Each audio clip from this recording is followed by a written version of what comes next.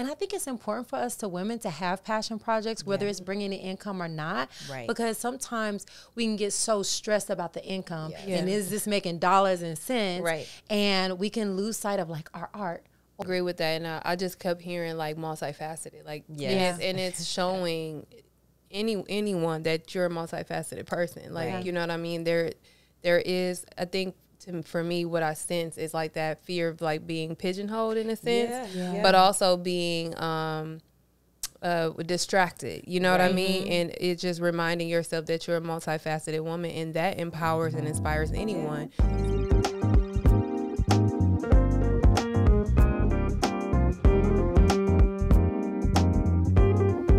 Welcome to this episode where I got my girls, Ashley and ShaNay. Y'all, we are going to talk about how to succeed as an entrepreneur.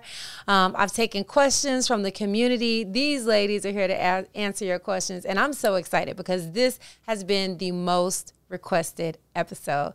So y'all, let's get into it. How to succeed as a wellness entrepreneur. I think I want to start with what has been the biggest challenge, and I'll start with you, Ashley. What has been the biggest challenge when it comes to being an entrepreneur?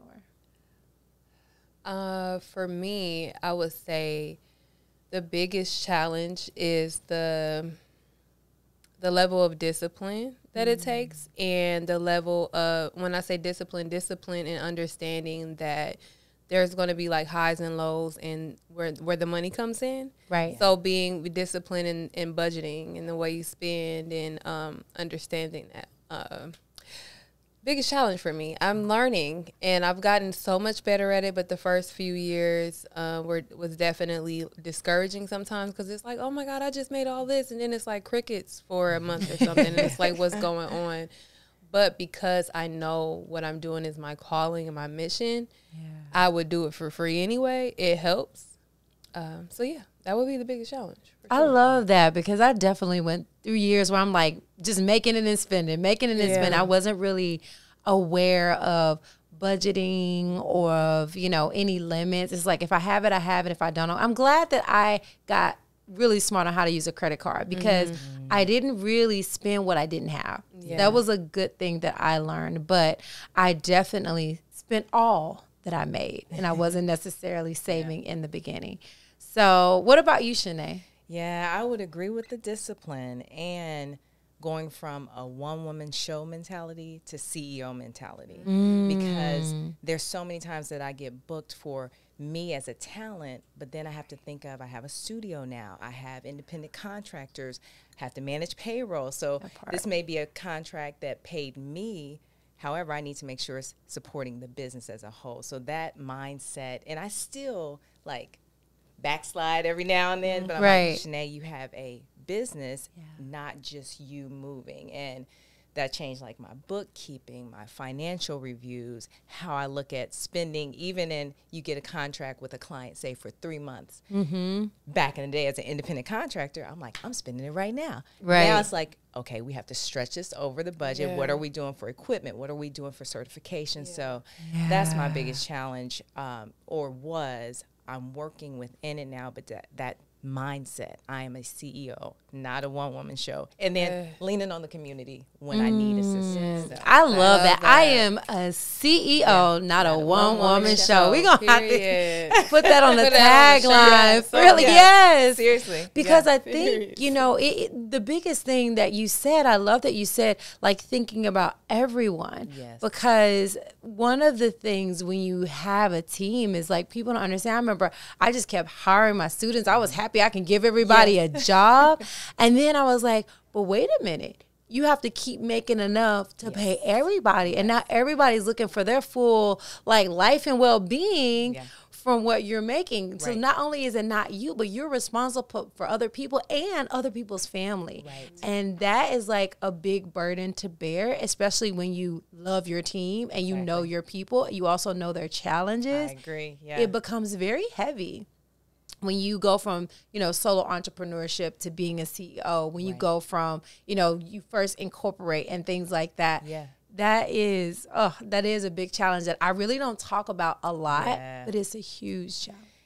Just finding other women on the same journey and saying, hey, I need assistance, or hiring assistants. I've had so many. I was paying them like top because I'm like, I want you to feel good about working for me, but then I was getting the short end of the stick, right? You know, and it's interesting because you care, but you do have to have a bit of that harshness, like this is business. Yeah. I can't think about their bills. I have to be fair and consistent and think about the big picture. So it's a balancing act. Yeah. One tool that helped me out the most, even though my business isn't that big, like it's the same like system big like companies use, but it's the EOS system, the entrepreneur operating system. Okay. And that really helped me as a visionary know, okay, you need an integrator, you need someone to help you run your team, and you need to have everybody on the same page. And it helped us set up Asana appropriately so everyone knows their task and Asana what they're doing. Is excellent. That really saved me. And I feel like that's why this is so important, because a lot of people, they don't know about these tools and hacks out there that can really help you if you're just starting out as an entrepreneur. Yeah, yeah. Also, I always consider myself a fitness artist. So I'm very creative. And in the moment, I know before we started, we're talking about like ideas are coming. I want to create something. And then I'm forgetting of the tools and the tasks. So I'd rather be in the artistic part versus the business side. And that's a very tough part for me because I'm used to performing, yet I'm like, you have to do it all now. So it's, hopefully that made sense. I absolutely agree with that. As a healing artist, it's like doing the work, and it's like, oh, I have to do all the business side of the things. Has definitely been like this tug of war and this push and pull of like, okay, I need to send these emails out. I have to do the admin. I have to do all of that. When really I just want to show up and do the healing work, do the singing, do all the things and leave. But so the balance of that. And I really love what you said about I am a CEO, not a one-woman show, because I'm transitioning out of one-woman show, you know, so I'm still learning the CEO path. So everything you said really helped me. Yeah, thank you. We're in alignment. Speaking of alignment, like I think the biggest thing that I learned is that the more I can stay in alignment, the less pain that I experience. Yeah. Because I mean, I've done everything like stage left, play lingerie basketball. I've had my acting that I was doing for a little while when I was like, I like being in feature films. I love acting, but I knew I didn't want to be a working actress. Yeah. I knew I just have a passion for like producing and acting, but that's different than being a working actress and going for auditions. But I had to learn that about myself. So what are some of the things that you've done that's been like out of alignment and you realize it after the fact? I worked for a relay. So basically for those who are hearing impaired and or deaf, you would either read what the hearing person or speaking person was sending, or I would speak what the person was typing. So it was not at all anything to do with fitness, wellness, or spiritual healing. However, I did it for myself to pull away from the world for a moment. And it actually helped me because kind of like through that silence of helping others, I was able to think, I could read during that time, but I was inside all day. And for me, I need sunshine. I was working third shift. I had just had my little boy. So it was just a very growing point. I may not have said that. It was a point of discovery of life as a mom, shifting. I had gone back home to Ohio for a little while.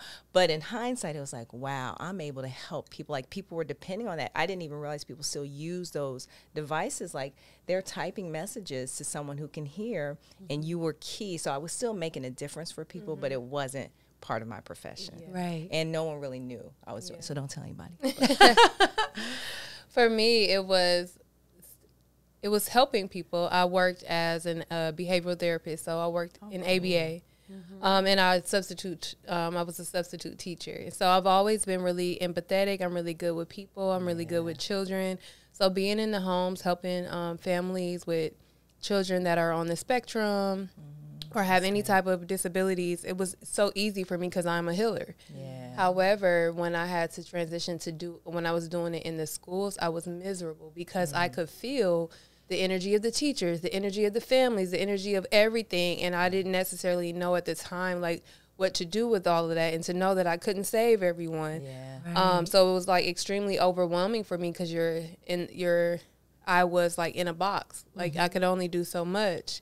And I remember, like, I would go on my breaks in the car and just cry. Like it would just be so hard. Like the conversations that the teachers would sometimes have about the kids or about the parents, Right. especially being in the special education type of classes. Like it was like, these kids have feelings and they can hear what you're saying. You know what I mean? So it was like, it felt in alignment because I was making a difference. I was helping families. I was helping others, but it wasn't in the way that I was called to do it at all, because it was draining me. It was pulling from me.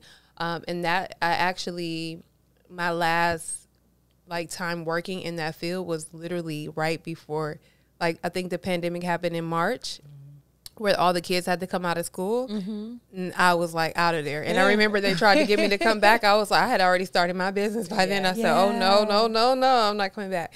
So yeah, that would be that for me. But other than that, I feel like everything I have done has been in alignment for sure. I love that you spoke about that, because like being an empathic entrepreneur is like a whole nother conversation. We may have to do a whole nother podcast on. Yeah. But I think it's so important to know that, like, when you're in these big places and you're bringing in all this energy as an empath, it's challenging. And it's challenging to do your best work. I know I experienced that when I shadowed like a nurse, and I realized, like, I'm feeling way too much in a hospital. So even though I want to help people, I'm going to have to go on the preventative side, because I'm feeling way too much and want to do healing work, because that's naturally what comes out of me.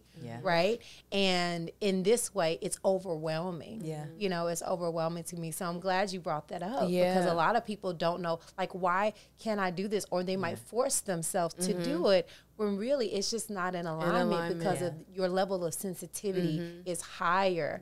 Whereas somebody that's not as sensitive, they can probably thrive in that kind of job, because they're like, they can separate their emotions and their gifts and talents from their work. Yeah, absolutely. And I really had to learn different tools and crystals that I could carry, that like tourmaline and things like that, to where I could observe but not absorb what was going on. Like I really learned a lot about how to manage my own energy. And so now, being a spiritualpreneur, in a sense, I've learned how to balance and manage that. So I'm grateful for the experience, but I'm happy to be in alignment with what I'm called to do. For sure. I love that. And I love you said you want to observe, not absorb. I mean, that is so important. I put that in my brain after you said it. Observe, don't absorb. And I think I was talking in a previous episode about, you know, being a massage therapist, and I realized, like, even touching people, I was absorbing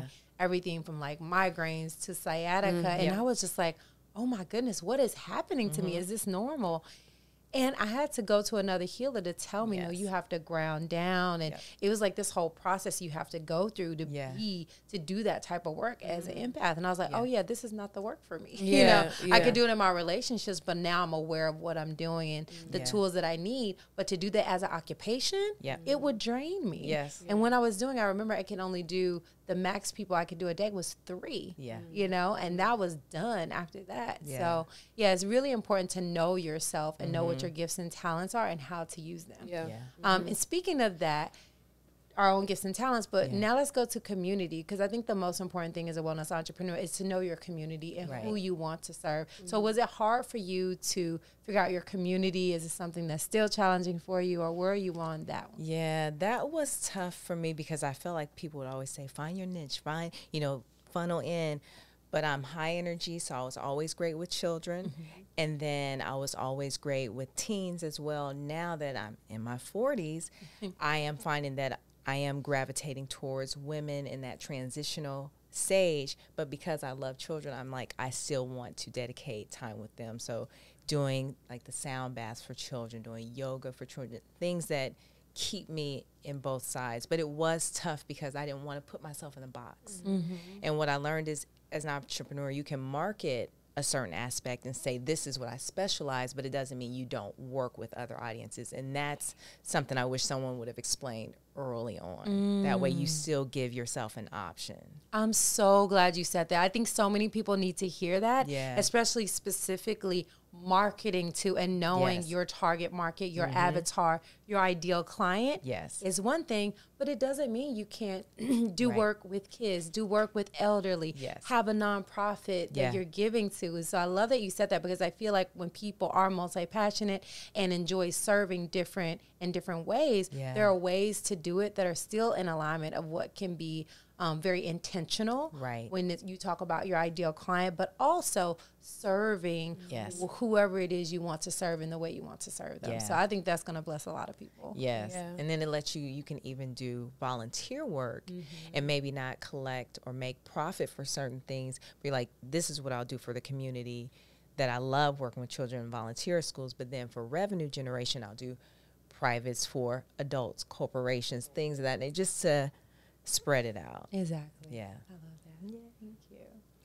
I would say for me, I had a hard time because I wanted to be so inclusive. Like, I'm like, I'm always been a girl that is cool with the guys, and so I always wanted to kind of include the guys in, but I realized that I'm a woman's woman. So I wouldn't ever want to, I would always be, recommended, like, do this for women, and I would want it to be for all, because I'm like, guys need the help too, but when I look at my demographics and I looked at everything, I'm like, I have mostly women followers. So once I really just accepted that really, really helped. That, like, I'm here my main audience are women, they're mothers, they're women that have gone through different transitions in their life, and they're looking for hope. Like, all the things that I've healed through, those are my, that's my ministry. And so that has helped tremendously. And so every single client I have is so funny, because it's funny to me in the back of my mind, because I'm like, oh, that's why you went through that. Oh, that's why you healed through that. It's women that have dealt with depression, guilt, shame, feeling small, shrinking themselves, things like that. And I feel now I'm beginning to transition a little bit to mothers, like, in families. So a lot of post and prenatal, postpartum, prenatal type of things, and like family relationships. So I really feel like my audience is like this transgenerational experience. So I can include the men in that way. It's still about the mom, the mothers, but like, bring your partner on in, like that type of thing. I can include them in that way, so that helps. I love that, because I feel like when you have a big heart, you do want to help everyone. Everybody. We all do, but by helping women, you are helping everyone. Exactly. Because everyone is affected by women. Because that's what I had to tell myself, because I, like you, was like, I want to help everybody. And I for a long time had almost 50-50 when it comes to men and women. Until I start realizing, like, I have to intentionally be very clear about who my market is. And then when I did that, it was like, okay, these are the people. And even in different parts of my business, when there's one thing on social and with different products, you might reach different people. But still, my main audience is women. And I had to go even further to say wellness entrepreneurs, because I had to go, okay, well, what type of women? What are those women doing? What are they excited about? And the more I got clear on my ideal client, the more I could better serve her and find her, and then put all these women in a community where we could thrive even more. So when you think about it, it's like you think, oh, I want to be more inclusive, but it's like you could serve your people better if you're actually more intentional about who it is you're serving. And then you serve them well, and that ripple effect of you serving them well actually impacts more people. And so knowing that is what helped me, like, okay, let me focus on this one woman, Ebony, and she is 40 and she has 2 children. Like, I literally, and she spends this much, and she listens to Alicia. I literally was like, I know my person. And that was hard, because you'll want to pick. Well, I have this girl and this girl, and it's like the more you focus on that one woman, the more you can serve her. The more you serve her, the more impact you make in the world. And that really drove it home for me. And to overcome the fear attached with it. Because I'll say when that's presented, you're like, but am I going to miss out? And it's like, no. Right. Because then you'll keep attracting that. And then you can always say, and now starting next year, we're offering this for, and pull a new category in. But I will say, just especially for new entrepreneurs, it can be intimidating or scary to think about pulling it in, because the first thought is, will I lose revenue? Right. You've confirmed, like, no, you won't lose revenue. But you have to keep being intentional at that point, like make everything align. So it's not like one minute I'm serving ebony and then the next minute I'm serving this person. Like, so they can see the consistency with that part. Because that was hard for me, because it's like, in the beginning, I was serving the people that asked me to serve them. Versus being intentional about who I was serving. It's just like, okay, well, people hired me for this and hired me for that and hired me for this. And so this is who I serve. Like wherever I was hired, that's who I'm serving. But that's the difference between what we were talking about in the beginning, being a one-woman show. It was just me working wherever I was hired. But being a CEO, I had to be intentional about my ideal client and who I wanted to serve. And that was a hard shift for me, because I'm still working and paying bills. It's like, seriously. It's like, okay, like it took me a long time. Like even after I knew the concept, it took me a long time to implement it, because I was still trying to do it all. You know? Like, and even these days, I still have to separate, like, okay, that's a stream of income, which is completely different. And you're serving in that way. That's completely different than your business, where you are clearly marketing towards your ideal client. And I think those are important for us to talk about in community, because they're completely different things, but they're both bringing revenue to the table, but they have to be looked at in different ways. Otherwise you get so confused about, like, okay, what am I doing? What am I saying? And where is my reach? Like, what am I saying to corporations, for instance? Like, my marketing for corporations is completely different than my marketing for my ideal client. Like, completely different. Like, because I'm going in to serve your company and your community, and then my ideal client, I'm going to serve you as an individual. And I think also that differentiation really was key into me serving both, and serving both very well, but separately, not the same. So how do you determine, because this is still an area, like I do voiceover, but I don't promote it as much, because I don't want the appearance of, well, I thought she was doing a yoga studio, but so how do you, or have you done that to say, because I know we have a lot of common passions that we've done over the year, and it's still good for you, even just for your personal mindset, but I don't want to mix it. Like right now, I'm like, I'm doing the studio. I haven't done any voiceover auditions. I'm not even looking at that, but I still want that for my own peace of mind, like that work-life balance, passion, hobby. Does that make sense? And that's what you just said. Like, we're allowed to have passions. Like, and I think that's one thing we feel like, if we focus on one thing, we got to throw everything in the trash. But that's just not true. Now, you do have to make time for everything, and there has to be time and space for it. But to have a passion project that some people want a passion project and they don't want to think about money. Some people have passion projects that bring income.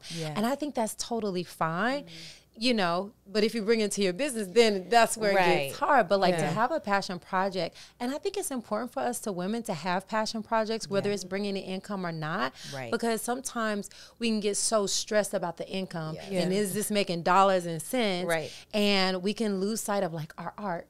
Or our singing. Singing is one thing I love doing. It's creative. It fills my soul.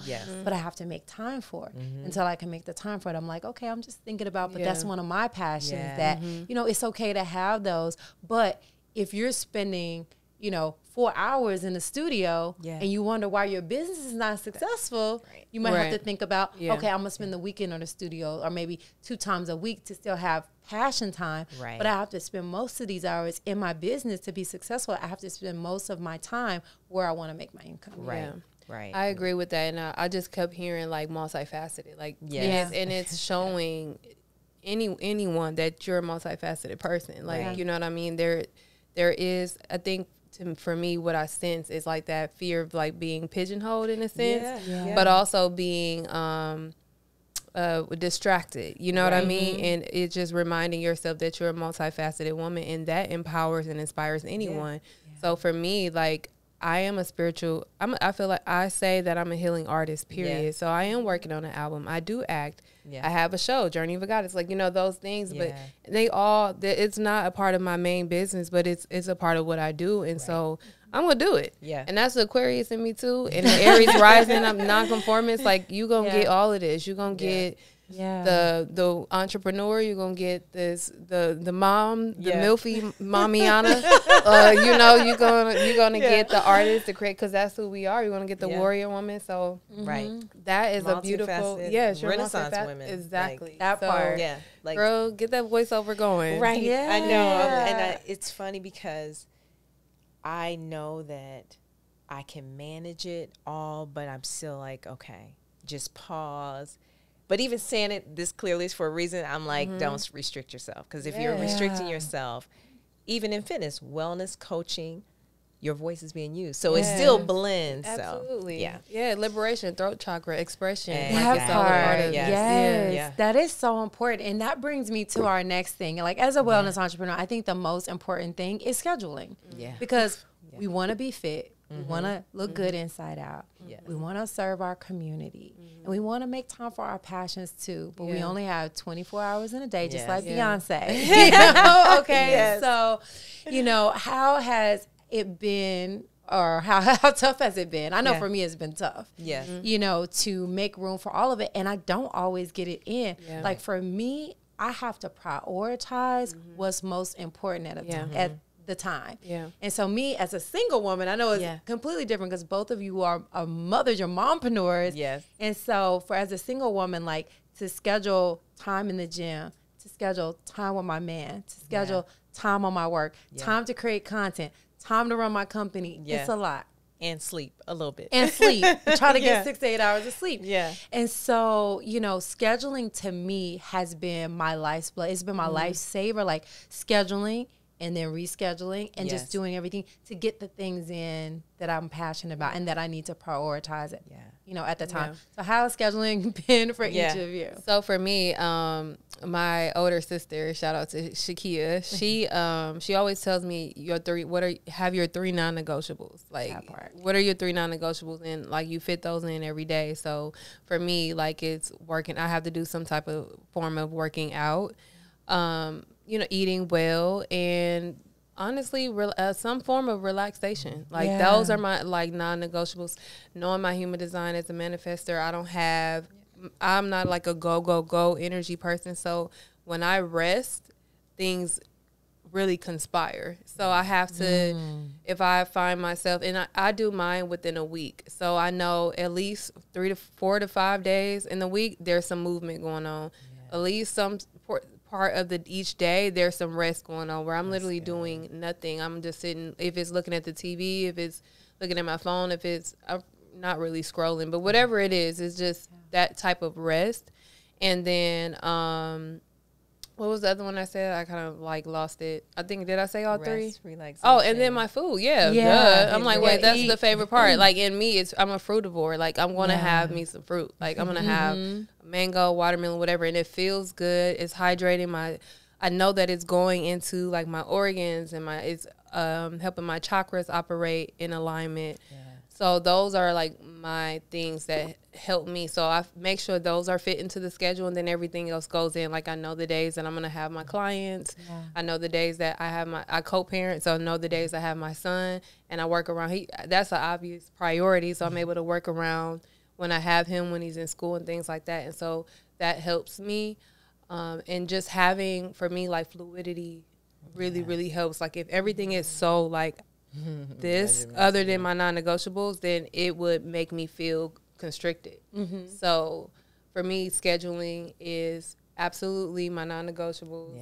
Scheduling around the co-parenting thing, and honestly, co-parenting really helped me so much because it's like, I know I get a break from motherhood. I can be the single woman at that time and kind of schedule in those ways. And I love my baby, but having that break really lets me, when he's around, be full-on mompreneur. Like, it's like, he's right here, I'm right here, I got my laptop. He's like, you're in a meeting? He knows to, like, whisper, you know, if I'm in a meeting, things like that. So that helps me so much. I love that. Awesome. What came through when you were talking was when I rest, I manifest.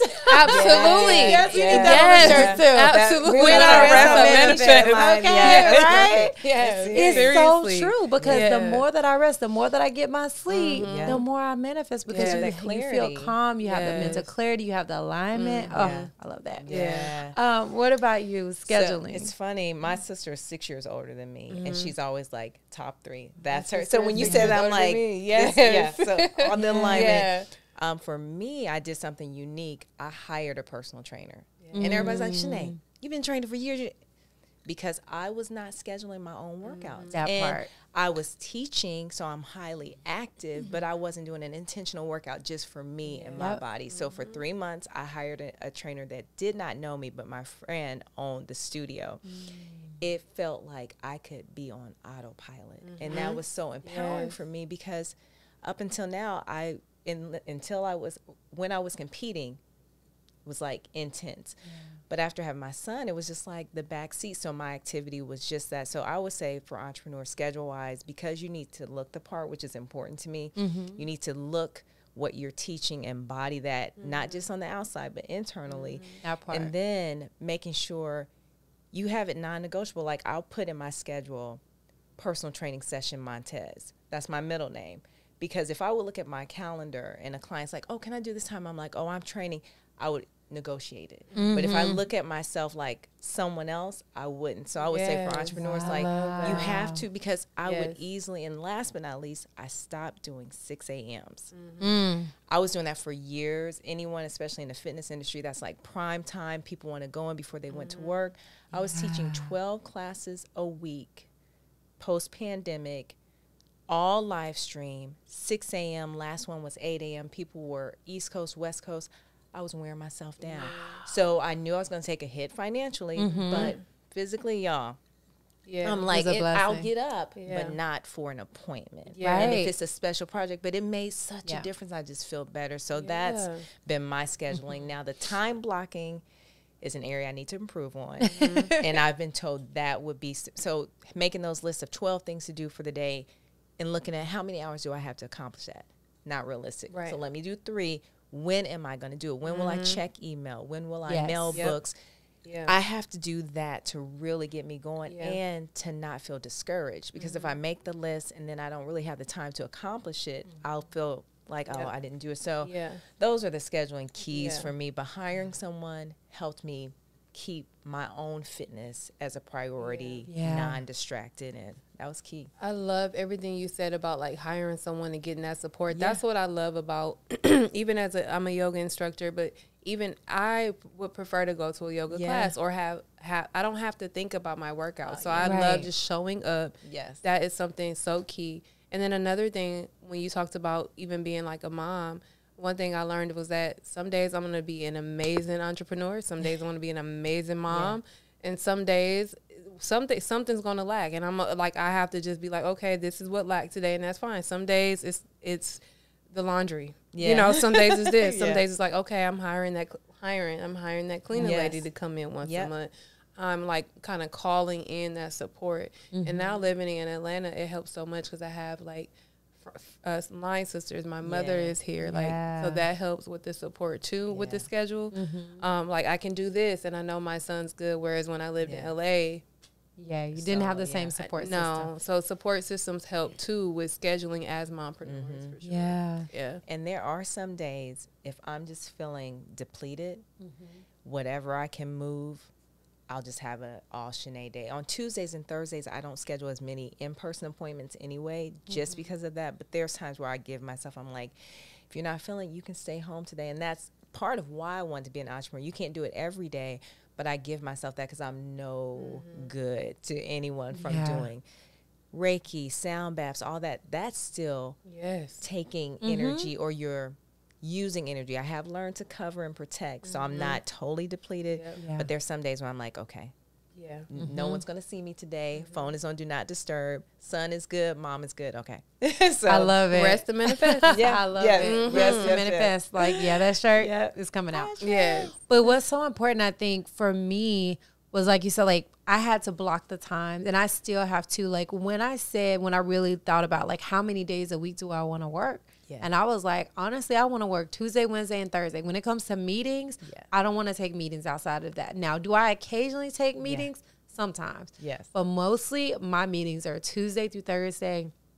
Friday, no meetings. Monday. I'm still working almost every day. When it comes to being a content creator, I'm taking pictures. I'm editing videos. I'm doing these things. But at least I have no standing meetings with outside people or team members. I get them done all Tuesday through Thursday. And it gives me so much freedom to travel because and I did my schedule because I love to travel. I love to leave on Friday, come back on Monday and have a long weekend. So I literally had to design my work and know that no matter what I designed, I can make it work. Yes.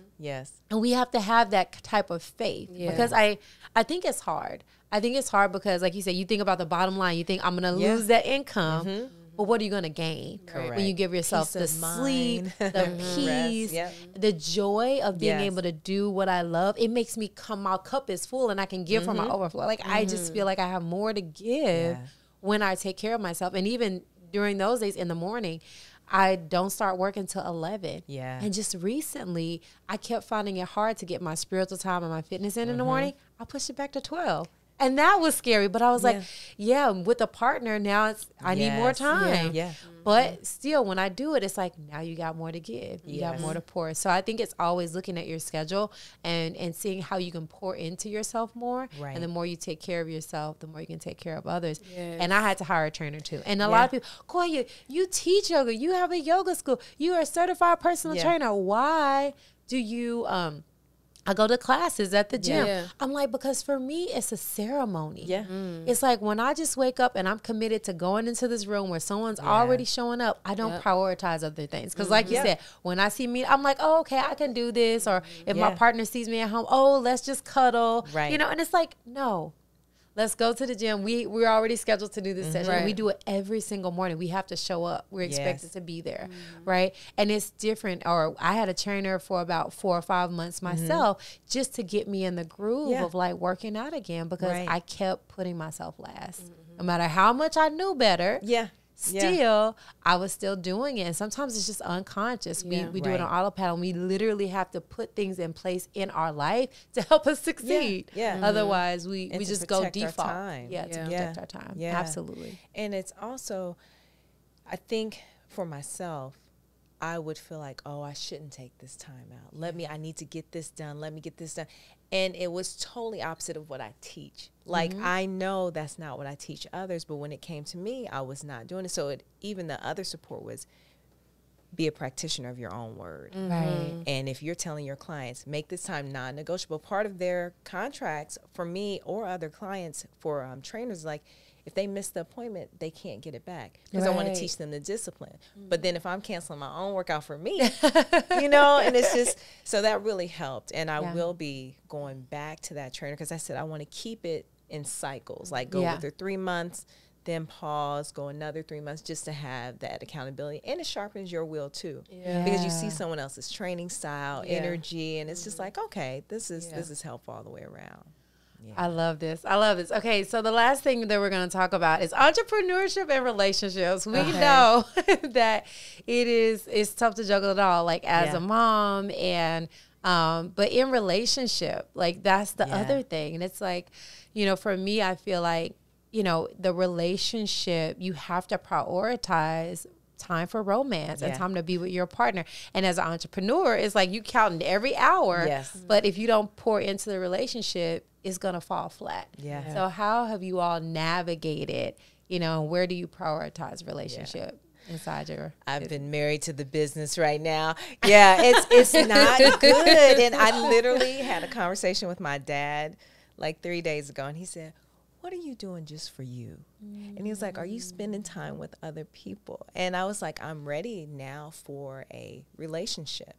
And part of it was I needed to do healing to be ready. And the other part is like, okay, business, I'm not really married to my business. It doesn't hug me at night, it doesn't kiss me in the morning. And I miss that. And I think that would balance out my business side because I was starting to use business as a distraction. I can't do this because I have that. So I have friends, but I have no true romantic relationship right now. And I don't even go out to meet people. But I'm like, if it's going to happen, it's going to have to be organic and it'll have to be someone who understands my field. I do know I want someone who is also interested in wellness for their life. Yeah. They don't have to be in the wellness industry or spiritual healing, but they have to want it because we won't be in alignment. Right. And that's what's important. A lot of my past, like my son's father, was in wellness as well. We both used to teach at a school for personal trainers. So that makes it easy, and they get where you're going, your energy shift. But now I'm like, okay, I want to be intentional because this is still a focus for me. So accepting applications. I love it. I love it. For me, it's been an interesting journey. So my son's dad and I, we were college sweethearts. So we have been separated, I think, almost 2 years now. So, it was a lot of, I've done a lot of healing work and a lot of just navigating what life is like as a single mom or a co-parenting mom, moving to a new state, all the things. So, as I have been in the dating world now, as an entrepreneur, as a single mom, it's very interesting because everyone's like, you just feel so busy. Like, it's like I have a schedule and I don't talk to you when my son's around. I'm not answering the phone. We're not FaceTiming and stuff when my child's around. So that only gives you 2 to 3 days, 2 to 3 days a week or every other weekend. Yeah. So it's been interesting, but I feel like it also helps to create the chase, Yeah. So right now, it's interesting. I have the time and the space for it. I feel like some things have just recently come up for me that I realized I still had some residue from my past relationship. So in the 2 guys that I have dated since we've been separated, they both were mirrors to show me some father wounds that I had to heal and some relationship wounds I've had to heal. And I've since, thank God, I know how to do the work to not hold on to it, know it's there, how to pull it up and get it out. So I feel that I'm in this really, really good open space. Yay. So I'm ready to balance it and obviously still keep my boundaries with my son. But I'm in this open space. So I'm not sure as far as to answer your question. Before, I was always told I seem busy. So now I'm like, I'm going to go out a little more. I'm going to do that.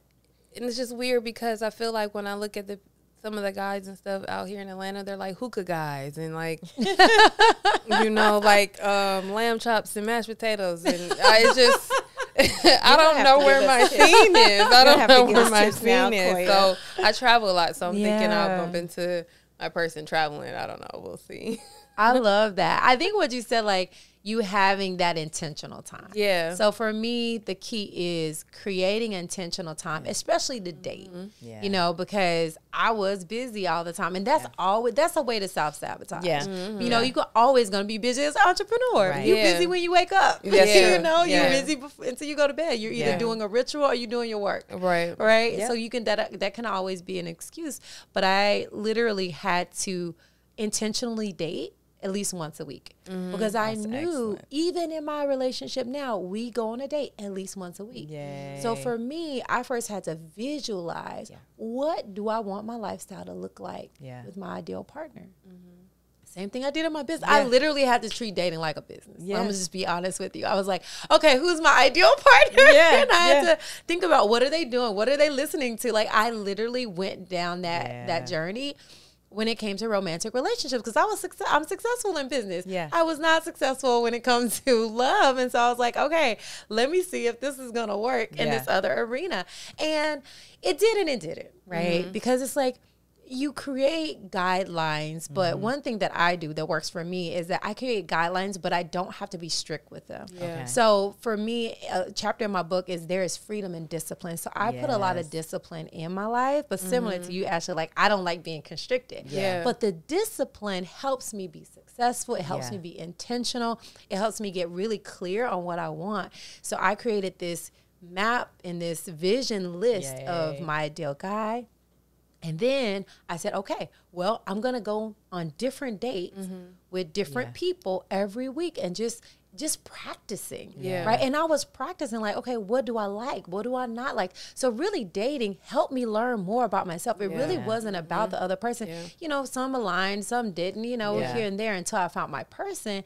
I was kind of learning myself and what I really, because you can, you know, romanticize what you want, but you don't really know until you're in it. Yeah. And then a lot of the rules that I had, they went out the window. When I actually like fell in love, I was like, oh, I'm breaking all my rules, you know? And so I was like, what's happening? But I was falling in love. And so then I had to ask myself, okay, what are your non-negotiables? Right. What can you be flexible on, and what are like your hard no's and your yeses? And I had to get really clear and communicate that with my partner. So I think intentionally dating has been my saving grace, and that was my saving grace, and just really getting clear. And then when finding a partner, realize that some of those things, they're not going to be everything on the list. And what really helped me is, personally in relationship, is like really clearing all the negativity. Like there's so much male bashing and woman bashing in the interwebs. And it was like, it was traumatizing me, to be honest. And I had to really curate my feed, and especially Instagram, because that's, I basically go down Instagram. Like, I don't watch TV. I watch Instagram. I do too. Right? I was thinking that the other day. I'm like, I don't even turn the television on. Right. Right. And I just love like keeping, and for a long time, I didn't use it in that way. I was just focused on my business, but I love now keeping up with my friends and family and things like that. But now I'm just like, okay, I am very intentional about what I want. And then once I found my partner, I was like, okay, so this is what life looks like. When I look into the future, our futures align. What we want align. Our values, I think values are really important. And then some of the things that I thought were important weren't as important. I learned what I needed actually when I fell in love. Because there have wants and you have needs. And when your needs start getting met, your wants are like, it's okay. That is exactly what I feel like has happened with me, and this, as with the past couple guys I've dated. It's everything I want, but I'm realizing some of the not necessarily things I need, especially with me being in this as a spiritual healer in the spiritual realm. I need someone that really is able to expand their consciousness and understand where I go, and not feel like, oh, is this evil? Is this mystical? Is this, wow, are you a witch? Like, you know, just weird. Like, you know, so I realized that's something that I need. All those certain things that I wanted, it was like, oh, boom, boom, boom. Yes. But it's like, oh, okay. I need someone that really understands this realm, like that really is not afraid of it, that has done their work. You know what I mean? So I wrote 100%. Down that, you know, I did create that, what you talked about, and it really, really helps, but I have to get over the once. And I'm so curious inside. I feel my person, like I feel him. So I know that it's coming. I know that it's like the attraction is coming soon, because it's like this magnet, it feels. And so I'm excited about someone that understands the realm, you know, because that's what I didn't know I needed. That's what I didn't know I needed. And when I got it, I was like, oh, this is highly important.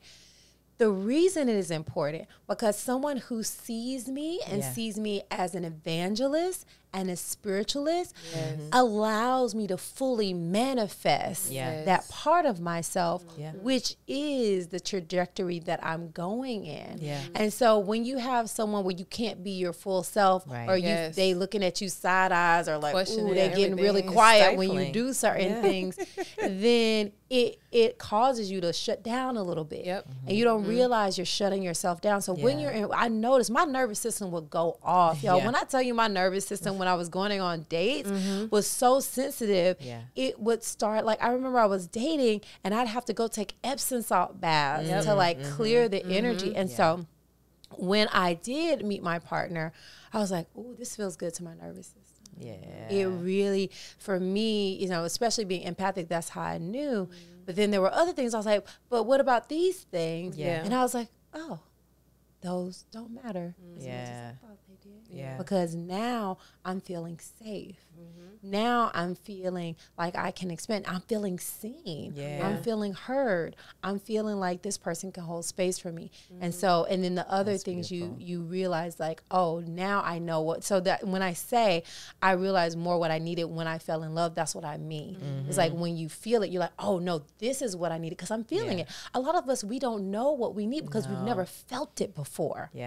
And then when we start, we're just listening to the world telling us what we need. And then when you feel it, like, oh, totally that's different. What I needed. Like, you don't know if you're having an orgasm or not until you have it. You said that, I was totally thinking, my mind totally went there. I was like, when I finally did, I was like, oh. And then you're like, oh. This is it. That's what it's like. I guess I was faking it all those other times. I was wanting it. But then it hits and you're like, whoa. Whoa. And you never forget it. And then you're always wanting it. Like, and nothing else can replace it. And you start going with the familiar, and the familiar is easy. But like you said, even that fear and even likening it to that climatic point, that first feeling, because it was so new, it was almost scary. But you're like, this is it. This is it, and you surrender to it. So I'm definitely at a better point. Last year, this time, I was not interested in starting a relationship. Now I've gone on one date, one true official. Okay, we counting that one. Look, I'll give y'all an update. I love it. It's like feeling safe. Feeling, like it's you're grounded, and that someone will protect you as well. That's something that's important to me. So I'm excited for you. I feel like it's just like everything, like making the room, right? Making room for things, and I feel that I really cleared out. And we even talked recently about just things that I've cleared and purged. And I'm like, okay, now I can fully receive. Because I have cleared out all the gunk and the junk and all the things. So I'm really excited. And I know that it's like I can feel it. So I'm just excited for it to show up. And I think having sisterhood and support is so important. I know Ashley, she was holding space for me when I was going through the fear, because you mentioned something. It's just like once you climax, you're afraid. You're like, oh my goodness. And so that happened to me when I felt. I was like, oh my goodness, and I was trying to run away. I was like, oh my goodness, like I don't know. And to have sisterhood and to have healers that you're working with to help you get through your fear, especially you're doing something you haven't done in a while. I think that's so important, because we're all healing, and to have a partner that will allow you to heal and don't think you should be perfect. I mean, because I see some of these conversations, it's like, you want this person to be a Barbie. They want an AI. They want you want an AI. You want an AI. You want person. A little, And the same thing for us and men. I saw it on both sides. Like sometimes we want men to be AI, and then like they're humans. They have emotions. Like they have, feelings too. And that's one thing I saw myself naturally wanting to cater to his every need. Like I wasn't even cooking for myself, and all of a sudden I started cooking dinner every day. And just, doing things. And it's like you'll fall into that once you start feeling safe and what you need to feel. It's just like you go into that nurturing role. And I was it allowed me to step into my femininity, because I use a lot of masculine energy in my work and serving and with my team. So feeling that safety and feeling, cared for in that way allowed me to soften. It allowed me to be taken care of, and so I think that's also important for us as entrepreneurs to be able to fall into our femininity and feel safe, and not judged. The hat off when you need to take the hat off. But you don't want to feel like, okay, I'm doing all this for the community, and then in a relationship, I also got to be like this perfect, almost like, ideal version. Like I want to, make mistakes, and I want to be able to be messy and still be loved. And that's also the thing I didn't know I needed. Like, I mean, I literally let my partner have it all. It's like on day 2, and I told him every mistake I ever made, and like I was just like, I want you to love all of me, and I never done that before. But it felt so freeing, and he was like, wow. Okay. He's like, well, I'll take all of that. I was like, good. But it was me choosing to do that. And I think it's really hard to do as women, because we do want to put our best foot forward. And people say, put the representative. You're not trying to put a representative. You're trying to put your best foot forward. Right. But at the same time, you thinking, well, I don't want to scare the person off by telling them, like, you know, I help people heal and this is how we do it. You know? So, it can be so tough. But I think when people know the real you, that's the only way they can love the real you. They can't love the real you if they don't know. And that is truly, like, as an entrepreneur, as a spiritualpreneur, as a mompreneur, that is, I've like felt like I have these parts of me that I want to keep safe and protected, like, you know, but I'm at a point now where I'm like, I am a mom. Yeah. I am a spiritual healer. I'm a spiritual philanthropist. Like, the tongues will be spoken. We'll be speaking in tongues. We'll be casting demons out. We'll be doing all those things. Like, and this is just who it is, what it is, like, and the right, you know, with none of that being hid, the right person will be attracted. Well, I can attract that. Whereas before, not even only in relationship, but in business and certain things, I shied away, or I had certain things kind of like tucked to the side where I might have been praying, but praying kind of like whispering. Whereas now it's like, oh, you're going to get, you know, it's this expanded version of me. And I've seen with my business how things have attracted and have elevated just with me showing my full self in my business. So I'm already knowing in my personal life, it's the same exact thing. So I'm like, I remember I had this aha moment when I was just in LA, and it was just like, I'm calling all my power back to me. Every single moment, every little crevice, I'm calling it back from every relationship, every moment that I've shrunk myself, every experience from middle school, high school, whatever. Like, I'm calling all my power back to me. Yeah. And I am no longer shrinking. I'm no longer going to be afraid of my power, because I am a powerful ass woman. Like, you feel me before I speak, and that's okay. And the right person won't be shook. They won't be shooken by it. They'll be like a planted tree.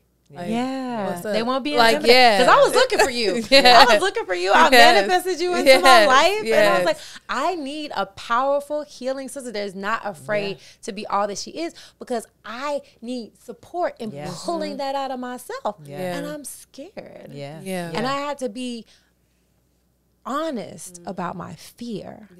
And I then had to find people that were being fearless. So you being fearless helps me be fearless. We help other women be fearless. And that's how it works. That's how community works. We don't have to do it alone. And so I say to you, saying, I'm going to be me and attract the right people, romantic and friendship, because there's some people, there's a man looking for a woman that is speaking the truth and is doing this healing work, because it's rare for us to really embrace all sides of ourselves unapologetically and allow ourselves to fully shine. So thank you for doing the work. I love you. Thank both of you for doing the work. Thank you for being here. We could go on for a whole nother hour. And I truly want to. This is just so juicy and so good. And so I guess I will end with just from each of you, if you had a message to your 14-year-old self, what would it be?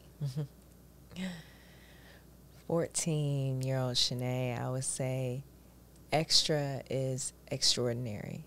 Be extra. Be all of you. Be your full energetic self, and you will love you. Ashe. 14-year-old Ashley, I would say that you are the cat's meow. You are who you are. You always were, and you still have time to be. Express yourself. Show it all. Be vulnerable. Be open. And you are going to be dynamic. So don't let anything that anyone has ever said stop you. It's just that they can see the greatness in you. And it frightens them a little bit. And that's okay. Be you. Ashe. Ashe. Well, I guess I have to answer my own question. 14-year-old Koya, you are beautiful. You are brilliant. You are exceptional. Never be afraid to allow all of you to fully express. Don't be afraid to be you. The world needs exactly who you are. Fully express. Surround yourself with people that celebrate you, your uniqueness, your quirks, your successes and your failures. Surround yourself with people that gas you up and people that love and adore you. Be you. Ashe. Ashe. Ashe. Ashe. This was so good. This was so good. Yeah. Nice series. So I think this episode definitely blessed some lives. And thank you so much for joining us. Until next time, love yourself, love others, and love the world. One day at a time, one breath at a time.